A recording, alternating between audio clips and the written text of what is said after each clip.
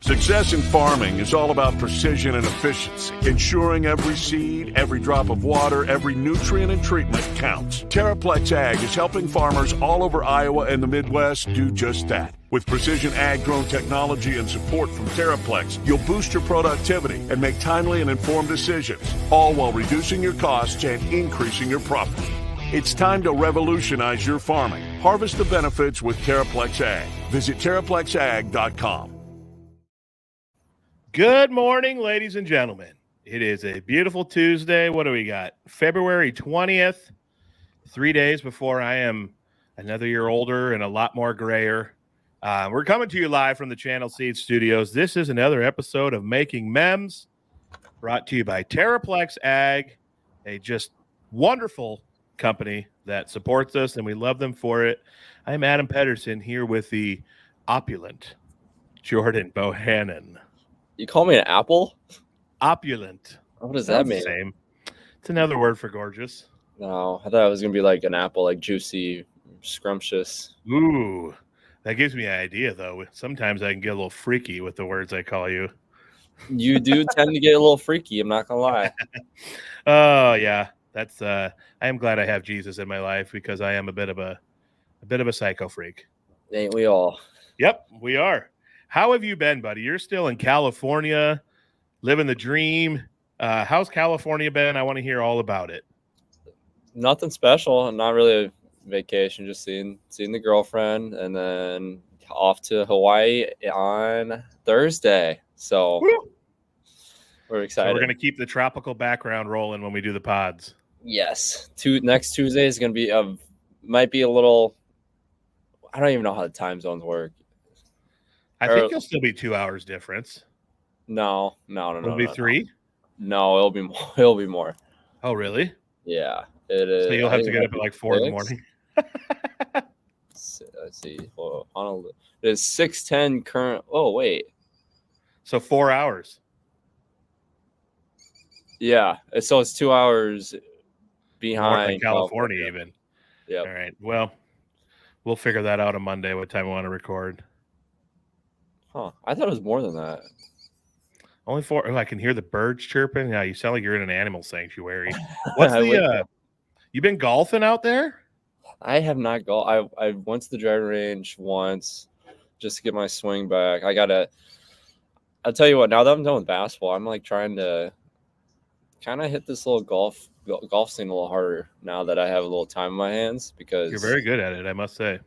I spent so much time on it though, because I started it was 8th grade. It was the first time I started golfing. So like I'm trying to make something out of this, because I spent so much time on golf the last 8 years that I kind of want to like actually take it serious for a little bit and see what I can do with it. So like play a tournament and stuff like that, or what? Yeah. I think I'm planning to play in a couple tournaments this summer, and then whoa. It's funny though, because like people that pick up golf, like I feel like I know I started later than a lot of people, like in 8th grade, but I played in a lot of tournaments already because of high school, obviously. Like I played in state twice. I was actually, funny thing is, I never went to state for basketball in high school, but I went to state twice for golf. So funny how that works. Yeah, funny how that works. Well, I have golfed with you, I must say. You're much better than I am. When we played 2-on-2 versus some other guys, you carried the team. We did have a couple of my shots. But I look forward to playing more golf with you this summer. And if you need a caddy in any of these tournaments, I'd love to be your caddy. Yeah, I might. I actually might play the Northwest AM instead of playing the Cedar Rapids, because I normally play the Eastern Iowa AM. Yeah, that'd be awesome. Yeah, and I really love Spencer Country Club. Like it's so nice. Yep. Maybe I've actually been thinking I wanted to get there. I've never played it. I want to play it this summer, and I was hoping you and me could go and we could play with some other people, maybe make a video or just hang out and play for the fun of it. Absolutely. I am planning to be there a lot this summer for Spencer, so I'm excited. Oh boy, we're going to have the best summer ever. We're going to become just the best of friends. Yes. All right. I got down. I want to talk about this before we get into sports. The internet is a crazy place. I got down a rabbit hole the other day, and I couldn't believe I ended up on this side of the internet, and it was on TikTok, one of the greatest things I've ever seen. I was dying laughing while also mesmerized. I discovered bed making competitions and videos of this. I saw your post. Yes. So I saw that, reposted it, and I went and searched it out on TikTok, and I watched them for like 2 hours. It was amazing. I'm like OCD, neat freak, and so part of that was like satisfying to me. But the way they're walking around, their little butler outfits and perfectly putting the sheet down on the bed and everything, and their form they were using. I mean, it was like watching you or Caitlin Clark or Steph Curry shoot threes. They were perfecting their craft. It was just making beds. Are they like forced to walk or run like that back and forth? Because it looked a little uncomfortable. I don't think so. I think that's probably just what those nerds look like. Yeah, they're definitely nerds. And they probably didn't want to get too sweaty, so they keep the hands nice and smooth when they're putting those silky sheets down. But they also got to have a little pep in your step if you're trying to win this competition, because it is timed. Yeah, I was a little confused on how it was ran. Like, what if the other guy got done first, but his bed was a little messier, so he wouldn't have won? I don't know. I bet there's people that come in, and I never actually saw like a judging or something. I just kept watching over and over again people making the beds. But I imagine that it's probably judged like how they do it in the Army. When you have to make your bed every morning, my buddies who are in the Army, like they come by and like they'll measure something and look at it to see if things are a certain way. And you probably get judged on that. Would be my guess. Yeah, that makes sense. I was just confused. Man. Like the guy that won like jolted the end of the sheet to make like a horn on the each side. Was that not amazing? It was amazing, but I was like confused why. Yeah, I don't know. I like stood up and clapped in my living room. It was great. It was so wonderful. I don't know. I didn't. Where was that at? Did it say? China? It did not say. I do not think it was in America. Yeah. I mean, honestly, I'd pay money to go watch one of these in person. If there's some beer, I'm there. Yeah. Just imagine the fun videos we could make at a bed making competition. Yeah. Oh man. All right. Well, that was exciting. I mentioned earlier Terraplex Ag, and we're in the Channel Seed Studios. Thank you to our sponsors. All right, let's talk some basketball. Iowa had their, I guess, unfortunately getting used to this kind of week. 1 win, 1 loss. A loss that, in my opinion, should not have been a loss. Tough game at Maryland. We started hot. Peyton was on fire. I was texting you. I was like, oop, 3 early. Maybe he'll come after your record. And then it kind of stopped. And Iowa kind of fell behind. Fought back, like they do, but just couldn't hang on to the end and lost to Maryland. What did you think of that Maryland game? It kind of looked like a typical Hawks loss, unfortunately. Yeah, I mean, I thought it was one of those games. Based off what happened the first half, they should have went out and won by 20. Mm-hmm. I thought Maryland had some starters to go down. Maryland's a weird team, though. I think Iowa does not want to see Maryland in postseason. I hope they're not in their side of the bracket for Big Ten tournament, because I don't think they match up well at all with Maryland. Yeah. The wings, I don't think match up well. Forwards, backcourt, we can kind of get away with it a little bit, but their point guard is just very, very solid. For whatever reason, we keep wanting not to force him right. Like, the guy goes left every time. Like, it drives me nuts. If I was out there, I'd be. If it happened to me, I'd be screaming at myself, and if it happened to anyone else, I'm obviously getting on others. But like, you got to force the guy right. The guy goes left every time to the basket, and when he goes right, he's going to come back left and use his left hand. So I don't know, just simple stuff like that makes me frustrated, because the guys, I mean, Iowa's so locked in right now. It feels like they're right there. Like, they're just little stupid mistakes here or there, or little lapses here or there. It just creates that much separation for a team like Maryland to, put a game away, where Iowa should have easily won that game, in my opinion. Mm-hmm. Yeah, I would agree. And they were, I think, a reason that they, and I mean, you mentioned this on our last episode, why they should have won by 20 and how they were playing. They didn't really play zone at all. They were playing man-to-man, and that was completely changing the game. They weren't giving up a ton of like wide open looks and stuff like that. And Iowa's they're in it so much more when they play man versus zone. And like you said, it just comes down to those small things of make the guy go right. I mean, if you got to stand directly beside him to his left, if that's what it takes, he's going to come back anyway. And then that's going to slow him down a little bit. If he tries to cross over to go back left, maybe he dribbles it off his foot. Maybe someone gets a hand in. It's going to slow down his drive to help you recover maybe more. And it's just little things like that. But it was nice to see them go away from the zone. Unfortunately, a lot of our sloppy Iowa doesn't. Here's the thing. They don't have a lot of turnovers per game, but they seem to come at horribly inopportune times. And I mean, a turnover's never comes at a good time. It's a turnover, but it seems like the ones we have are in very crucial moments where we're trying to build momentum or the other team's gaining some momentum, and then we have a turnover that contributes to it. And those sloppy passes seem to come at just the most awful times. I think that's the story of the season. Just the worst thing happens at the worst time in the game. I think you look down the line of the close game. Iowa has so many close games in conference. You look at their conference past games and what the scores have been. I mean, it's all within 10 under basically. And there are also wins around 10 under too. So, it reminds me of a lot of my sophomore year a little bit because we were there. I mean, we had a really, really solid team, but we just could not figure it out that year, 14 and 19. And we really had to go back to work in the off season the next year to figure the team out because we had everyone coming back basically. So I think it's going to be a little similar to this year. Obviously, this team's a little better than that sophomore year, but I think just the things that are happening, the young guys coming in, there's some vets that, I don't know why Tony wouldn't come back. I would imagine he should because he really should. Yeah, I don't know why he wouldn't, but obviously it's all up to him on the path he wants to go in his career. But you get Tony back, you get some of these guys back, Payton back.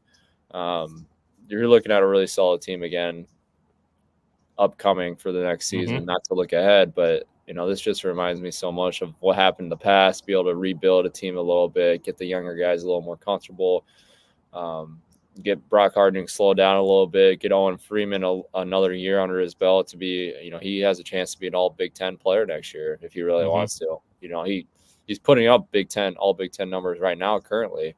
Yeah. So there's just so much ahead for the young guys, especially. And if you're able to get some vets back, people are going to say, oh, well, that's not going to be beneficial for the young guys if the vets come back. Who cares at the end of the day? I mean, you want to win games. You want to have the young guys succeed at a higher level later on in the year. That's what needs to happen. They need to go through the process of watching the older guys in front of them to become better.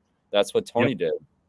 I think now that's such a lost art. Well, people just think they should expect to play right away when they come into a team, and that's what fans think. That's what players think. It's just all going to happen at the first year, freshman year. You're going to become a starter. You're going to get all these minutes. You're going to get, your feet wet a little bit, figure the game out. That's just not how it works. What Tony did, he waited his turn, and now junior year came along. Sophomore, he got thrown in the starting lineup. Senior year, now he's the guy. I think, Payton's the same way. Prime example of that they just waited their turn. And I think, having if Tony decides to come back, Payton comes back, or Payton's going to come back, and you see these young guys, like Brock and some of the other guys, behind them, just have them wait their turn a little bit to get, because it's a process. It really is. I mean, playing the Big Ten is no easy game at all. It needs to be a process where, it's very rare to have a guy come in and, start like Owen is. Like, it's very rare to have that happen.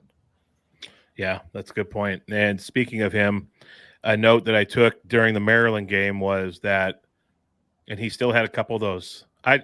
Maybe it's just who he is. He's over aggressive. I've been calling him freshman fouls. Because when he's in the game, man, our defense looks so different. He affects the game without scoring with his rebounding and his defense. And he had a couple of those freshman fouls in the Maryland game. Now, granted, sometimes I think he gets a little bit of an unfair whistle, but he had to go to the bench. And that's really when we hurt down low. Because Cricky, he just, I mentioned last week I got some notes on him. He just isn't physically maybe quite able to hold his own. He gets back down kind of easily in the post, and then he's got to start fighting with his hands to try to help, and then he fouls, and they get and ones.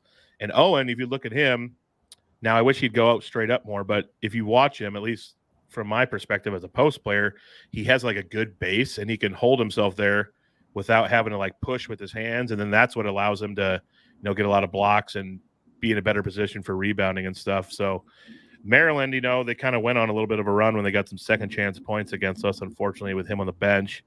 But and Pat, he had another good game. He's continuing to just cruise in his role off the bench. I know Fran, he had a comment saying Pat loves coming off the bench and he loves his new role and he feels like he's really helping the team in it.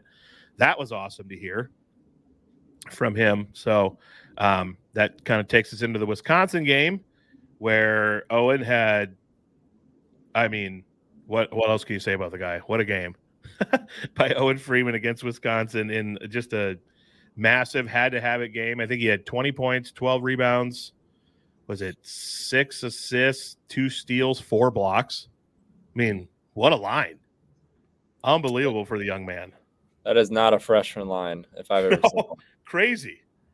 I think the difference that I've seen between Cricky and Owen took a little time to learn the game. He was a little raw the first couple games, but he's really come out of his shell to be a guy that's he's putting up all Big Ten numbers now as a freshman. But the difference I see once Cricky got into conference play, which we kind of talked about around the Creighton game, I said they're going to start figuring out some of these guys when conference play come about that they're not going to be able to do what they've been doing. And when Cricky got into conference play, for whatever reason, he started not becoming the aggressor every single possession when he had the ball. I think that's the key difference between him and Owen. Every time Owen is in the game, he's the aggressor on the guy that's guarding him. Cricky has become a little more passive. And there's nothing wrong with that, being a passive player, being more, cautious and taking care of the ball and understanding your role. There's nothing wrong with that. But I think the difference is Iowa needs an aggressor down low like Owen right now because, he's really playing defense. He's protecting the paint on that end, but rebounding the ball on both sides of the basket, offensive and defensive. But he's really had the ability every time he catches the ball, he's making something happen. Whether it's getting assists, dishing out to a shooter, going to the basket, drawing fouls. He's able to do so much because he's the aggressor on the team. And I think that's been paying huge dividends for his ability to now he's in the starting lineup and he's able to put up these numbers because Cricky was doing this. Cricky was doing this early on in the season, but now he shied away with it almost because of what Owen's been able to do. And I think if there's a way they can kind of mismatch themselves a little bit and, figure out this jigsaw puzzle between Owen and Cricky, they have a chance to have a run in the postseason play. But for whatever reason, I think it's been a little more passive recently for Cricky. And I think that's because a lot of these teams have figured out that he's going to go left. He's going to, go over his right shoulder to shoot that left-handed hook. And he's got to figure out how to play through that because he's not going to be able to continue to do that. I think he's learning that too. Yeah, it's been a bit of a different last few weeks for him than the beginning of the season. That's for sure. I would say, he's 6'8". He's not like he's undersized, but as someone who was an undersized post player in pretty much every game I played in, my advice to him would be let the shot fake be your friend because that baby is the most underutilized effective play in all of basketball as far as I'm concerned. So many people go for the ball fake, go up and draw fouls, get to the line, and I'm starting to watch games and hear you in my head say he needs to step out and hit threes because now that when him and Owen are in the game together, I'm now starting to agree with you. Man, it would be so clutch if he could step out and hit some threes and find that role maybe once or twice a game like Luka did when he was in there with Cook or Murray's could do when they were in there with other post players and stuff. We had bigs who could step out and hit those threes and don't really have that right now. Owen's not shooting threes. Cricky's not shooting threes really. And so that's affecting the offense a little, clogging up the post a little. I've noticed when I'm watching games. Well, that's the tough thing about this team. They just don't have a lot of shooters, right? No. They just have Payton, Hmm. and that can only take Occasionally you. Dix, but mainly Yeah, Peyton. and Dix has been stepping up. Like he's the guy they Hmm. needed. If Dix hasn't been playing like they had, they would not be even close to the record they have currently. If Dix didn't Hmm. step up, they just don't have a lot of guys that. I mean, look at their statistics through the years. This year they haven't made a lot of threes outside of Payton, and that's Hmm. a huge question mark moving forward in the postseason play. You gotta. We talked about at the beginning of the season, Adam. I think they gotta hit 8 to 10 threes a game for them to be able to be a winning team consistently. And Yep. when they're able to do that, that opens up so much for other guys. But right now, I mean, without being able to, really outside Payton, there's got to be more. And if that's Dix, to throw in 2 or 3 threes a game, that doesn't sound like a lot, but having an extra 2 to 3 threes in a game, that's monumental to how the game changes, in my opinion. Hmm. Right on. Yeah. And a couple of things I wanted to pick your brain on. So you've mentioned how the first 4 minutes is so important. We've been starting real slow lately, but then in the second half, it seems like we come out with this just insane defensive intensity that wasn't there for the first half.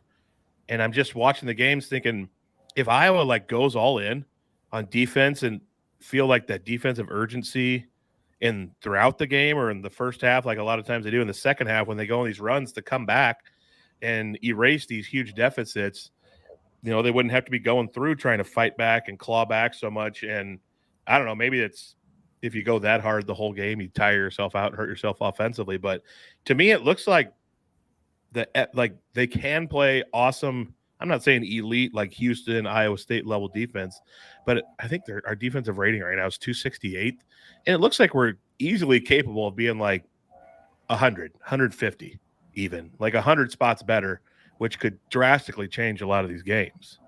Yep. And that's a huge difference just having, and it's as crazy as 268 sounds. If you look at just I hate to throw around defensive efficiency ratings because it just Hmm. doesn't mean everything, but same thing with Hmm. offensive efficiency ratings too. But you just look at how close they are from becoming a top 150, top 125. It's very minimal on Hmm. on the scale of what it's going to take for them to get down there.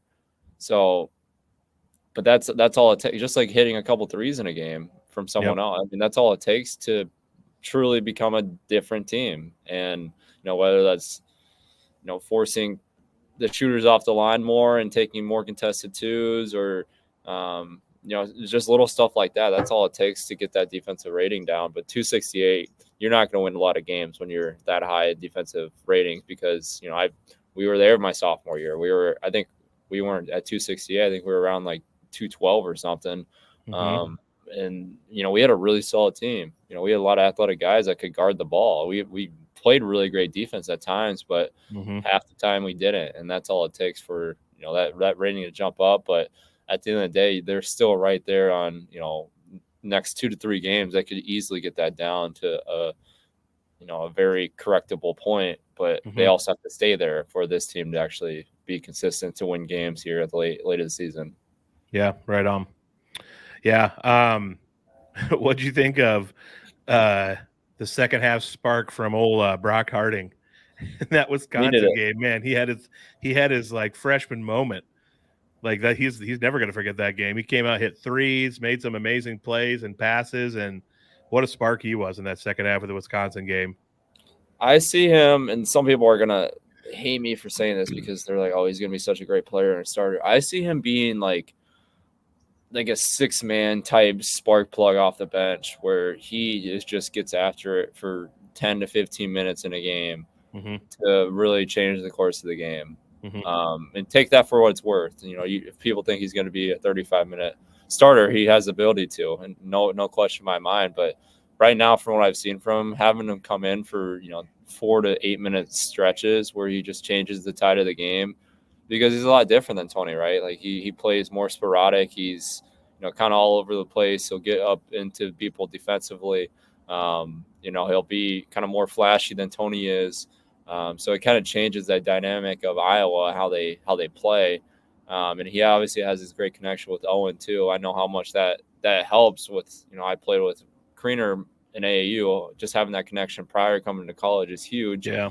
And you can see that on the court. They're in pick and rolls nonstop. He's getting the ball where Owen wants the ball because they played together for so long. So just having that kind of the spark plug off the bench. I mean, how many times have we heard the announcers or analysts say that how big X Factor guys are? I hate that word X Factor guys, but it really is true. You have guys that come in and change the dynamic of a game. That's all an X Factor is. You change the dynamic of the game, and that's what he's been able to do.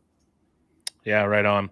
Yeah, I was excited to see him. Hopefully that builds a little confidence in him. Obviously, he's going to have some inconsistencies. Like I say, Owen has the freshman fouls. You've seen Brock make some very bad passes that he'll obviously learn from and understand that, this isn't the high school anymore. This is the Big Ten. There's going to be a guy waiting there to take that pass from me every time, and it just comes with age. So, but speaking of a nice little guard spark off the bench, we could use that tonight. The Hawks travel to East Lansing to one of I've always wanted to go to a game here someday. Someday we're going to go to one. You and me. We're making it happen. The Breslin Center. What is tell me about your fondest memories or what your thoughts of playing at the Breslin Center are. To me, it looks like a crazy, unbelievable home environment for Michigan State. I love where the students are on the side. It seems, I swear, every game is a whiteout. It always looks like that. What's your memories of the Breslin Center as the Hawks get ready to go there tonight? The Breslin Center is arguably the loudest arena in college basketball, and that's taken I put them toe to toe up to Hilton with how loud it can get up there. And Mackey obviously kind of is his own category, but they're definitely on speaking terms on how loud it can get. Breslin Center, for some reason, doesn't matter the generation of students that come in, they're arguably also one of the most personal fans in the country, because I don't know if they're right on top of you. I don't know if they have a ringleader that just stays around in the student section for years on end that's 65 and just decides that this is his life passion, that he will know every single thing about about the players on the court, no matter where they're from, who their family members are, who their ex-girlfriend is. If they got someone pregnant, they'll know everything. They'll know every single thing about you. Just like Mackey. Mackey's kind of similar too, but Michigan State just feels a little different because that green, for whatever reason, you just know that there is something special about the history of Michigan State when you step in foot and you see the banners, you see them wearing a Michigan State across their jersey, you see Tom Izzo across coaching. There's something a little different when you step foot in there and see all that, because there's a rich history that has occurred on that court. And I've been on the losing end of, freshman year, we lost by 25 or whatever it was. And then during the COVID year, we won by, obviously there's no fans, but still winning there is huge. We won by. Oh, I love that. That was such an exciting game. Yeah. Jack Nungy almost had a triple double. It was incredible. We won by, 42 or whatever it was. Yep. So I've been on the spectrum of both sides. But the freshmen, this is going to be one of those games as well too for the freshmen. That's going to be another game. Damn, we're playing we're playing in this real deal of college basketball in the Big Ten. This is what it's all about. Yep. That's what to expect when you step foot in that arena. Yep. And then they're going to look over and see 5'2" Tom Izzo jawing with the refs, trying to get the refs on their side. I shouldn't have said that. That was mean. I actually really love Izzo. I respect the heck out of him as a coach, but he does kind of have that constant cry face going with the refs and arguing, and he knows how to work the refs, man. Oh, absolutely. Damn sure. One thing, if you know anything's for certain, death, taxes, and Michigan State's going to get every single foul call possible against the opponent at Breslin Center. That is the three things for sure in life. Those three things. So Iowa ain't going to get crap when they walk into that arena. They're going to foul the crap out of Iowa. They're not going to call everything. You're going to be running to the ref and say, these guys are fouling the shit out of me. You got to call something. And you know what the ref's response is going to be, Adam? Tough cookie, son. Play harder. I don't know. They're going to say they're fouling every possession. We can't call it every possession. Of course. And then we're going to be like, well, they're fouling, so call it. Makes no sense, right? But that's going to be the response and conversation we're having. If we have Courtney Green, we're screwed. If we have Paul Zelk, we're screwed. So pray we don't have those two guys. Oh, I know. I swear one of them calls every single Iowa game. All right. So this is Cricky and the ball fakes. I'm thinking about this. This is why this is going to be so crucial. The fouls have to be obvious when he gets the ball down low. And I'm a little worried because Cohen Carr, he averages about 19, 20 minutes a game for Michigan State. He had a lot of hype coming in. He was, I think, the number 20 overall recruit on average across all the recruiting sites. 5-star, absolute stud. He is really coming on the last few games with his understanding his role as a freshman on this Michigan State team with rebounding, crazy defense. He's making some insane dunks and plays that are just getting the crowd wild, that is turning stuff in favor of Michigan State. He's a big reason why they're 8-2 in their last 10 games. I worry about a guy like him coming on at the right time, right when we're going to play them at Michigan State. And so I think it's so vital that they have Sissoko down low. They always got like 2 7-foot white guys who are like 4 points and 8 rebounds a game. And we're just going to have to be really smart down low. Owen Freeman, the man is going to have one heck of a night in store for him. He's got to stay out of foul trouble. But Cohen Carr, we got to find a way to get a body on him and box that son of a gun out, because he will have so many rebounds if we don't. That guy flies in from the 3-point line looking for an offensive rebound. And, and then they've got Hogard, Walker, another freshman, Jaden Akins, their other blue chip freshman. And then Malik Hall is kind of their inside-outside guy, do a little bit of everything, kind of like Draymond was back in the day for them. Obviously, he's not Draymond, but they always seem to have that guy who's like 6'7", 6'8", who plays that role. So this is going to be a dogfight. Rebounding is going to be the key, I think. Number one key for me is going to be rebounding this game. Absolutely. You're 100% right. Anytime you play a Michigan State team, it's going to be rebounding, especially at Breslin Center. They're going to be flying like crazy. Mm-hmm. And people are forgetting, I mean, Michigan State, after how crazy the season's been, at the end of the day, they're 17-9 right now. They're right back in the turn where they're going to make the NCAA tournament. They're going to have a chance to make a run in postseason play. You know, I said from the beginning of the season, after they went on their little dry spell, that this could be a Final Four team, in my opinion, still, based off the talent and team they have. You look at across the board, guys that are just dogs, Hogard, Walker, you know, Sissoko has been there, you know, Cohen, you know, these guys are really solid guys that can Kenneth make Walker. It's just a bunch of like 4th and 5th year guys and then 2 stud freshmen. Absolutely. They're just guys that have been there. They know what this season's all about. They knew if they're going to go hit a downside in their season, they're going to somehow find their way back to being a 20-win team. That's exactly what they're about to be here. They're looking at a double bye in the Big Ten tournament. There's a lot on the line for Michigan State tonight. But there's so much that goes into this game. You know, I look back at trying to prepare for these Michigan State games. It is so damn hard because, as we talked about before, we get handed a huge packet of what we should know before the game, of play calls, personnel, everything that they do on the offensive, defensive end. We got to know when they call it out. And Michigan State, Northwestern has a lot of plays under Collins, but Michigan State, they have double of Northwestern plays, and they've run the same plays since Izzo was there, and they run them efficiently, fast, and incredibly hard to guard because of all the actions they do. And you got to memorize a lot of these play calls that are getting thrown at you, because Michigan State plays a lot like Iowa. This bug has pissed me off. I've been watching for 10, 15 minutes while you try to hit that bug away. But Michigan State plays a lot like Iowa, where they are, if anyone's watched Michigan State in the last decade, they play where they throw the ball up to the point guard at half court line, just like we do. We get the ball up, we try to get into the paint as quick as possible.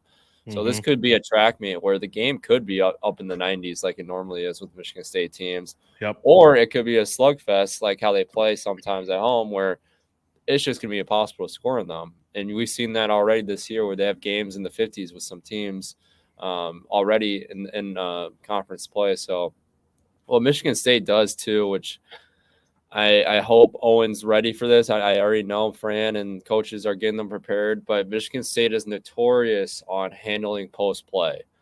And what I mean by that is they play a certain way in the post where they have their forearm on the back of, let's say, Owen, when he's posting on. I want people to pay attention to this. They have their forearm, and then they put their knee, left or right knee, underneath their legs too, or on their tailbone. So it makes it impossible for them to ever go anywhere or get positioning in the post. Refs might call, refs might not. It just depends. But little stuff like that makes a huge impact. And when the post players go up for layups, they're going to keep that forearm down, and it's going to push them off guard a little bit where they're swaying back and forth, just enough for them to be off balance to miss a jumping hook or a layup. So they've done this night in and night out since Izzo was there. They've been historically great at it, where they've had post players that are very physical and are able to do that on players and not get called for it.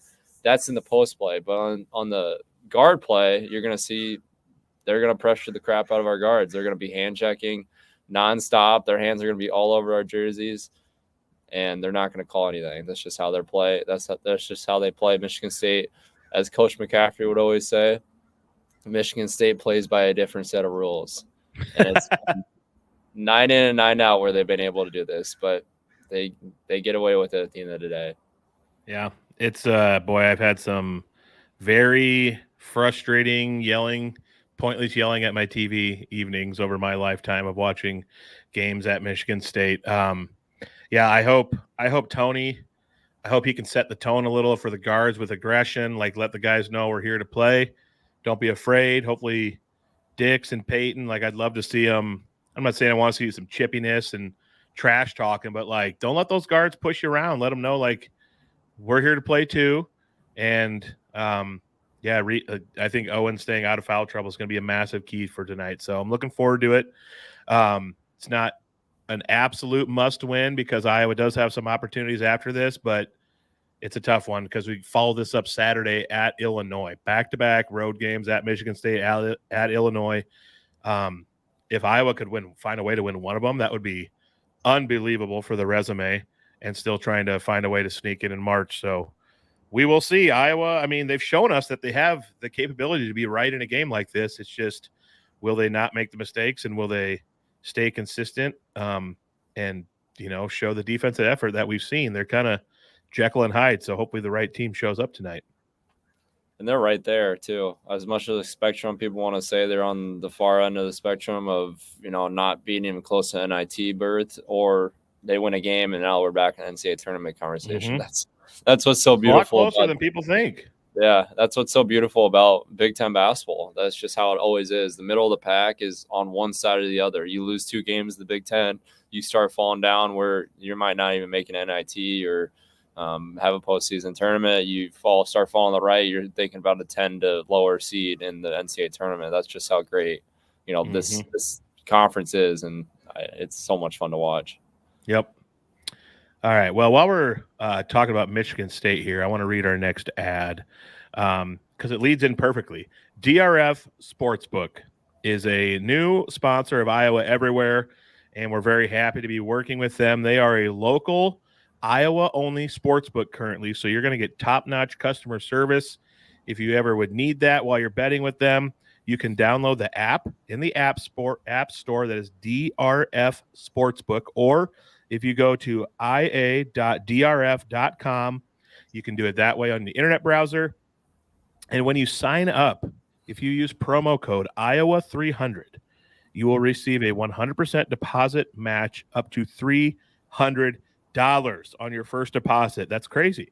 Plus an exclusive $50 bet credit to start betting with Iowa's premier local network, DRF Sportsbook. So go there, place your bets. Please gamble responsibly. We don't need anyone having to remortgage their house because they were a dum-dum.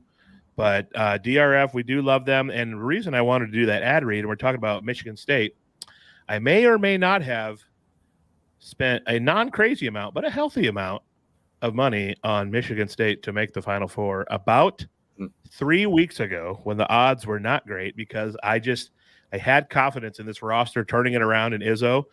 And I'm not saying it'll happen, but if Michigan State makes the Final Four, it's going to be a nice little payday for this guy. And people forget they were I can't remember that Michigan or that Kansas State guard's name last year. He had the game of his life. Michigan State is one, if he doesn't just go bonkers, Michigan State's in the Elite Eight last year, and they returned basically the whole team, plus add a couple blue chip freshmen. So I think it's a little bit less crazy of a bet than most people think. So hopefully Michigan State's in the Final Four. And I'm going to drive to Cedar Rapids and buy us steaks. I'd be down for that. So, all right. Are you ready to let's announce a contest? What do you say? You got like an eagle attacking you there or I something? don't know, dude. This is crazy out here. All right. Well, another sponsor of the Iowa Everywhere Podcast Network is the Iowa Events Center. And they have an awesome concert coming up in August, and it is none other than the legend himself, Mr. Barry Manilow. Have you heard of it, Jordan? Yes, I have. So he's a legend. He's crazy story. I was in, I've told you before, and I guess I mentioned it on this podcast. I was in a male glee club in college, an all-male choir, the UNI Varsity Men's Glee Club. I'm a sports lover who's also a nerd and a music lover. But Barry Manilow, my college choir director, was a backup singer for him for like 10 years before he got into teaching. And Barry Manilow called him when we had rehearsal one night, and he put him on speakerphone and let us all say hi to Barry Manilow. That is super cool. How about that? That's awesome. So this is the concert. You go to, or the contest. If you email win@iowaeverywhere.com, we have, let's see here, one grand prize winner receives round trip airfare and hotel stay. And then 4 lucky winners will receive a pair of tickets as well to come see Barry Manilow. I think it was, here we go, August 1st. And when you email Iowa Everywhere at win@iowaeverywhere.com, tell us why you'd like to connect with your mother at Manilow's August 1st show. It's called Mom's Day with Barry Manilow. So for those of you out there who just love your mom to pieces, email us.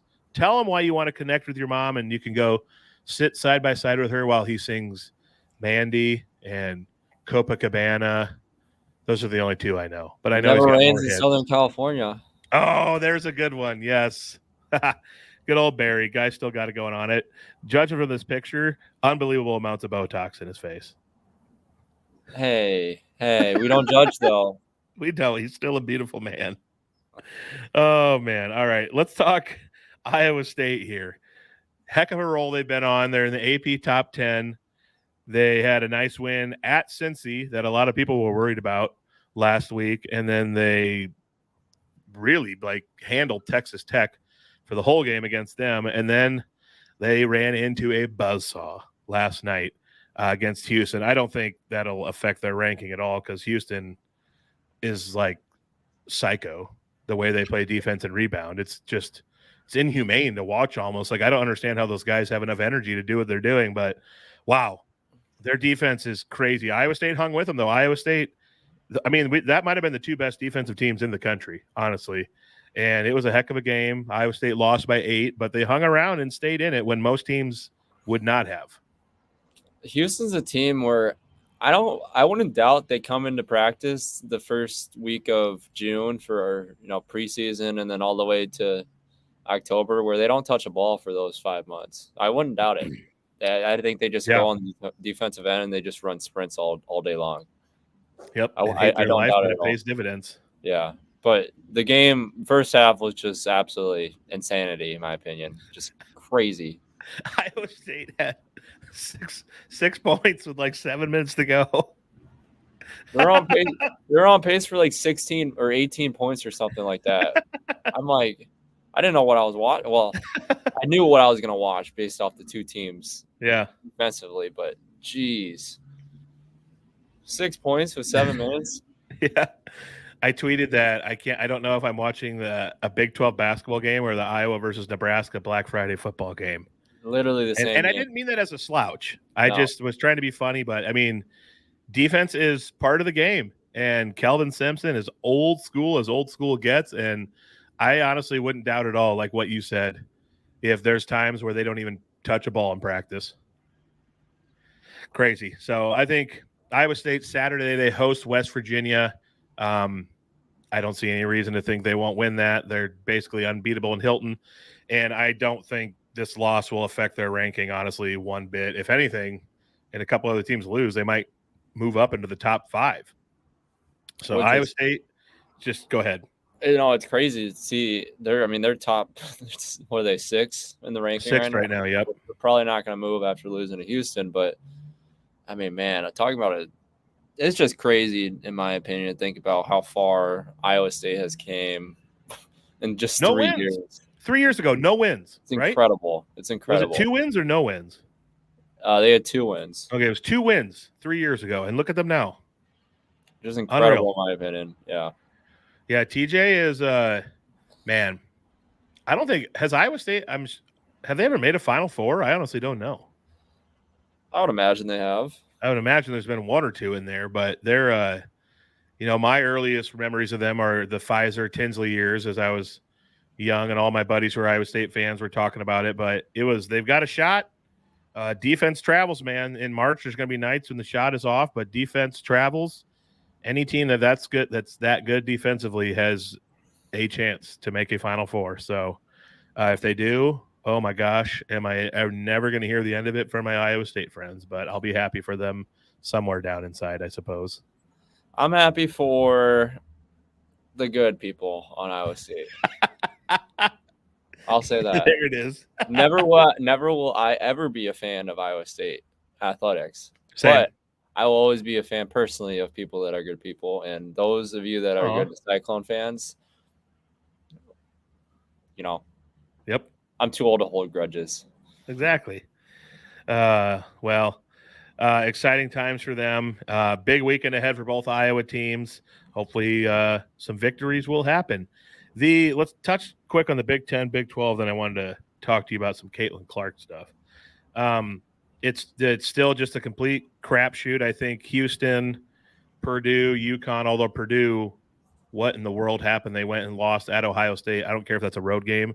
Ohio State doesn't even look like they care. They've been bad. I don't understand how Purdue lost to them. But I still want to say I think it's kind of Purdue, UConn, Houston versus the field, like those 3 favorites. Who knows with Iowa State and their defense? But have you had a chance to catch any Illinois games? Yes and no. I don't even know what I'm watching half the time with some of these college basketball games, to be honest with you. Yeah. Well, Terrence Shannon, I like watching him just for the fact that I don't know if I've seen anyone as fast as him in quite some time. That guy is unreal how fast he gets to the hoop on a drive, like from the 3-point line or something. And when Damask for Illinois had to step up when Shannon wasn't playing, he really came to his own, and now they're both playing together. Illinois could be a tough out. Wisconsin, what is happening to the Badgers? Is Jason beside himself? I think I'm surprised he hasn't burned down his house yet at that point. Do you text with him during Wisconsin games? No, but I'll see him the next day, and he's all over the place. I feel bad for the guy. They were ranked 6th in the country and pacing for a potential 1 seed, and they've since lost 6 in a row.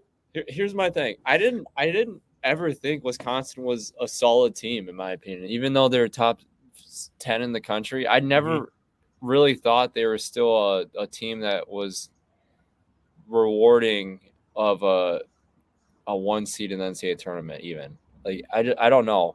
Maybe it's just me not hating. I don't hate Wisconsin, but not liking Wisconsin through the years where I'm kind of biased. But I mean, just looking at past Wisconsin teams when I grew up, I was a fan of, like these teams are just so different from. I know there's different coaches with Coach Gard and Coach Ryan, but I mean, those past teams where they made the Final Fours and they made Sweet 16s, they just seem to, so much different, in my opinion, of being able to make them based off who was on the team. Outside Chucky Hepburn, obviously there's other guys that are, really, really talented guys, but I don't know, man. I just don't think they're not as talented as they have been in the past. Yeah, I would agree with you. I'm adding North Carolina to my fraud list. They were my favorite team in the country 3 weeks ago. Can't be anymore. They just keep losing games they shouldn't lose. I do think even though Marquette got smoked by UConn, I still love them. Not many people are going to have success at UConn. Wow. I mean, they just look unbelievable. And then your boy Hunter, don't know how much you guys talk. I'm not going to ever say I feel bad for a Kansas team, but I do think him, Hunter, and oh my gosh, why am I brain farting on their stud guard? McCullers, going into March, boy, they are going to have a lot of pressure on them to perform because Kansas might have the best starting five in the country. They have no bench whatsoever. And so Hunter, McCullers, those guys are going to be gassed. And hopefully maybe someone will step up come tournament time for them. But Kansas, I don't know, man. I love their starting five, but they just don't have it with the bench. No. I think I've been shocked if we're saying the Big 12. I have honestly been shocked how well Houston has done this year because I really thought they were going to struggle their first year being in the Big 12. I really did. But you got to give them props. I mean, how well coached they are, the team they have, the talent they have, how well they defend the ball. Yeah. I mean, they just had teams in the Big 12 their number the entire conference play now. I think they're top in the conference now alone. Just a job well done by Sampson, that crew there. It's just been unbelievable what they've been able to do because you think about a team that just comes in the Big 12 and all this crap has been talked about them while they've just been playing this Mickey Mouse conference all their life. They've never felt the Big 12 how it is or the Big 10 or whatever conference it is. They come in and, Kansas is fighting for a top 4 seed in the Big 12 after it's all said and done with these teams joining. It's just crazy. Yeah, right. All right. Close out here the last 8-9 minutes or so. I want to hear what you think about this. So the other day, I had this thought while I was in the gym working out. I was thinking about Caitlin Clark and how she turned down all the blue bloods that wanted her. She said, I'm staying home. I want to make a legacy and completely change a program here, and her AAU teammate, Paige Beckers, or however you say it, she went to UConn. Caitlin could have done it. She decided to stay home, and we all know what she's done. And it made me think, obviously I don't think they're going to regret their decision because it worked out for them. They all went to Final Fours, NBA, all that. But it made me wonder, guys like Kirk Heinrich and Nick Collison and Harrison Barnes and all these people who have left the state, if they're watching this or if they often think gosh dang, maybe we should have teamed up and stayed home and left a mark here at home and left a legacy here at home and done what she's doing. And if they ever think about, man, it would have been fun to stay home and really change the game here. And it just got me thinking, what could have been if a lot of those people would have stayed? Because look what, and I'm not saying any of them would have done what Caitlin's done, but it would have been unbelievable if they would have stayed home, I feel like. And you have this experience, you stayed home. I don't know how many, were you a 4-star recruit? I don't remember. But I don't know if you had opportunities to go elsewhere. Not a lot. Okay. Well then, but I don't know. I just feel like sometimes I wish I wonder if those guys have regrets because Caitlin she's done it all right here where she grew up for the team she loves. Yeah. I mean, well, how poetic is that? You have a girl that wanted to be a Hawkeye through and through, and she has not only exceeded expectations, but she's actually made expectations of her own. How many times have you had a player come in and exceed a level so much where she's raised expectations to heights that might never ever be touched ever again? I mean, that's if that's not the definition of generational or lifelong talent, I don't know what is, because she's fully evolution. She's changed the game forever.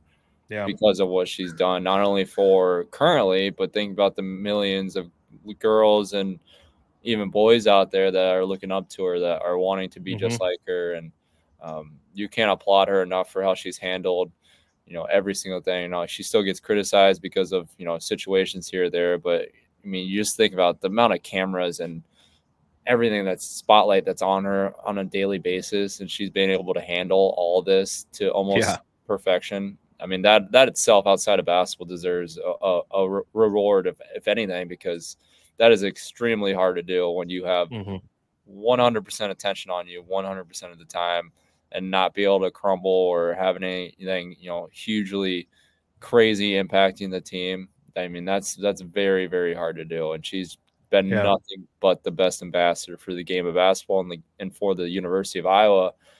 And she's completely changed the entire University of Iowa forever because of what she decided to become a hometown kid to wear that Iowa jersey.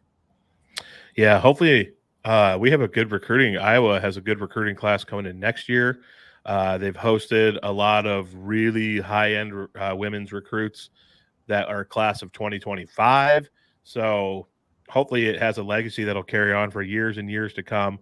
You live this life a little bit, maybe not to the level of hers where LeBron and President Obama are tweeting about you, but you get done with the game, the gym empties, you're out of the locker room, you maybe hang out with the boys, and you finally go home and you are just at home with your one or two roommates you have, and you lay down in bed. What goes through the high-end athlete's head? Because I can't even imagine what dealing with all of this is like, and the craze, and then you just get home, you're by yourself. There has to be, for how well you guys handle this, there has to still be some stress or a little bit of anxiety. Or, I mean, I don't know. I've always been fascinated by that. The high-end athletes they lay down at night, they can take a deep breath and be like, holy crap, this life is amazing and awesome. But I just wonder what that's like for her at night. So very few people get that. Yeah, I mean, you have to have a sense of,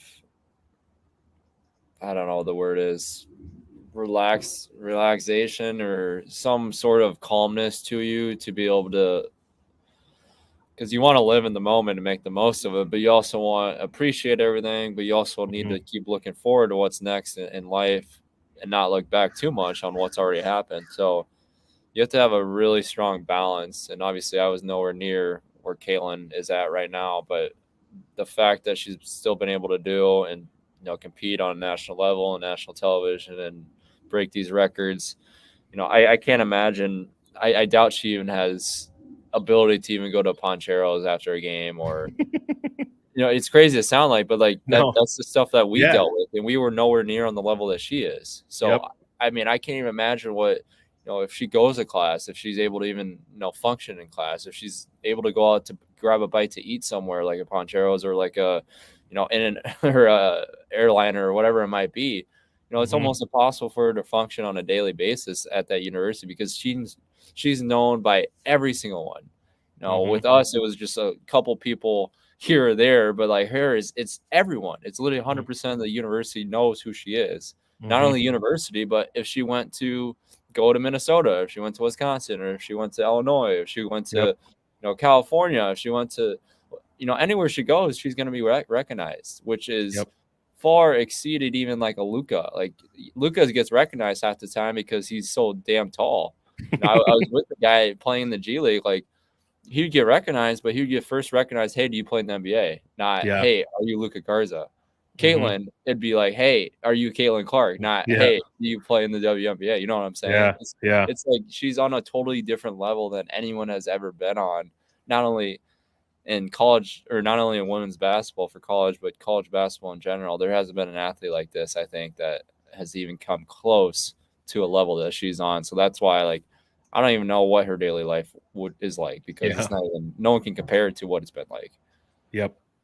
I did see a video. So Theo Vaughn and Caleb Presley came to the game. Did you see the pictures of them? They were sitting with Connor and they were wearing Iowa gowns, cap and gowns. Yeah.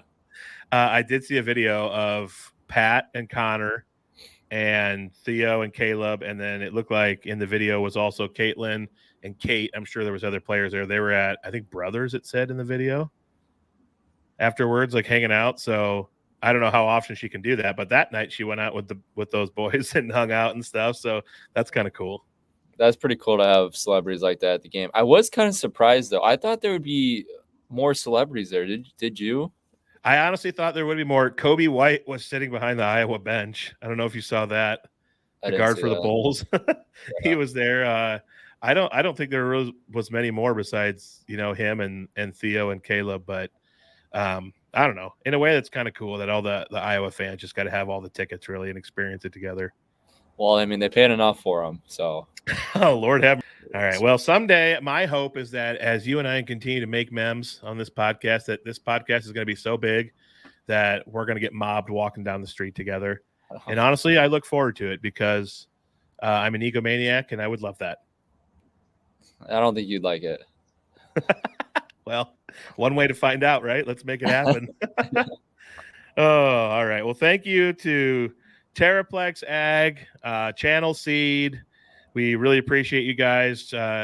Make sure you enter to win tickets to Barry Manilow at the Iowa Events Center and DRF Sportsbook. Check them out if you want to sprinkle a little money here and there and try to make some money on college basketball, as college basketball takes the forefront here now for the next couple months in sports. So, J-Bo, as always, it's a pleasure. Tuesday mornings are just my favorite time of the week, and I love it. Got my coffee going, got my workout done for the day. I don't even know what I'm going to do. The world is our oyster, my friend. You keep enjoying California out there. Yeah, I was actually thinking about golfing today, but You should. You won't be sweating because it's overcast. I know that's true. I mean, the weather in Iowa is just beautiful. Did Mr. Groundhog decide that Early spring. he wanted early spring? Yep. 50 here right now. Supposed to be 55 tomorrow and then 60, I believe, after that. So are we done? Are we officially done with winter? Nope. I'll never say that. It's only February still. A cold snap and like 8 inches of snow is coming in March, probably. I feel But like time will tell. I hope we are. The thing is, once we get to April, I feel like everyone's nerves is so excited, and then there's that one stretch where like, shit, Yep, we got to go through this again. I'll never forget March, the first weekend in May of 2012, 8 inches of snow. Never forget it. It was awful. I hated everything about that. Well, I hope that's not the case this year. Yep. All right. Well, my friend, you enjoy your California, and next time that people see you, you'll be living it up in Hawaii. Hawaii. All right. We'll catch you all